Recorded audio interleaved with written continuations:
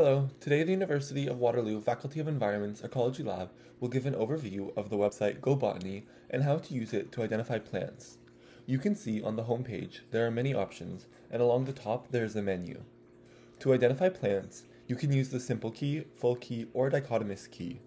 The simple key has over 1,200 native and naturalized plants, while the full and dichotomous keys are for more experienced botanists and contain over 3,000 species. Note that within the dichotomous key, you can see a list of the families within this key. You can even click one to bring up more information and key down to genus and even species. For us, the simple key will be more than sufficient.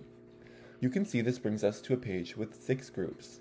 At the top, it asks us which group best describes your plant and to go through the groups in order. Note that at the side of the screen, you can click Get Help, which will give you more information on identifying plants and using the groups in GoBotany. The first group is for woody plants, which have hard wood stems and persist throughout the cold winter months. These are different from herbaceous plants, which die back to the ground during the winter. The next group is aquatic plants, which are plants with submerged or floating leaves in water. The next group is grass-like plants. These include plants with inconspicuous flowers without obvious sepals or petals, like grasses, sedges, and other plants with long, narrow leaves. The next group is orchids and related plants, including lilies, orchids, irises, aroids, and other monocots. Note this group is characterized by having flower parts in multiples of 3 and parallel veined leaves. The next group is ferns, plants that reproduce by spores, including horsetails, quillworts, lycopods, and relatives. Note that some seed plants may have frilly leaves which resemble ferns. The final group is all other flowering, non-woody plants. This group contains flowering plants without parallel veined leaves, and flower parts usually in multiples of 4 or 5. After you have decided which group best fits your plant, you can click My Plant is in this group, and then you will be presented with subgroup options, where you will need to read each description thoroughly. Once you've decided which subgroup your plant belongs to, click My Plant is in this subgroup. It will then bring up all the species in this subgroup. It is ideal to work through the additional questions on the left side to narrow down the search. You can also see there's a shortcut to groups where you can click View Map and see a condensed version of these 6 groups. Also note that your plant may not fit into the first group you choose, and you may have to go back a step to try a different group.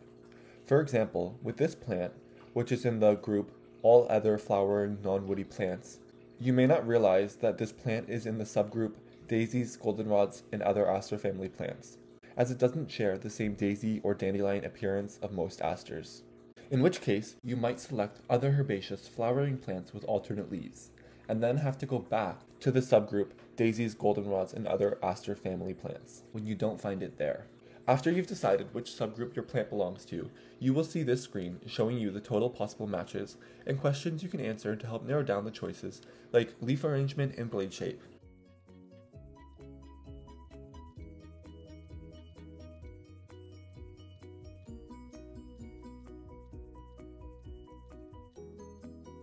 You can toggle between photos and a list view and filter by family or genus.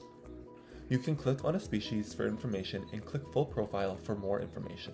Here you can see things like photos, a distribution map, habitat information, whether the plant is native, and much more. This is a great portable resource you can have on your phone to use in the field that allows you to browse photos, see definitions, and use a dichotomous key. Thanks so much for watching.